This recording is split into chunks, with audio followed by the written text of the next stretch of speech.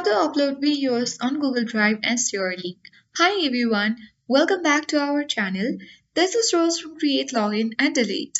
Without further ado, let's begin.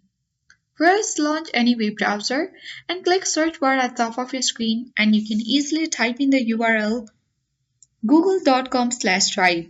So you can type in it and press enter on your keyboard. Then you simply need or will land on the official interface of Google Drive where you can click on the sign in button and sign in to Google Drive. Then you can simply navigate to My Drive from the left panel and here you can click on New at top left corner and upload a particular file or folder, or simply you can right click on a blank area on this space of My Drive and then click on New folder, file upload or folder upload. So let me upload a particular file. Now you simply need to click on Open button and the uploading item will be shown at the bottom right corner of your screen. So once it gets uploaded, you can easily find it out on this list.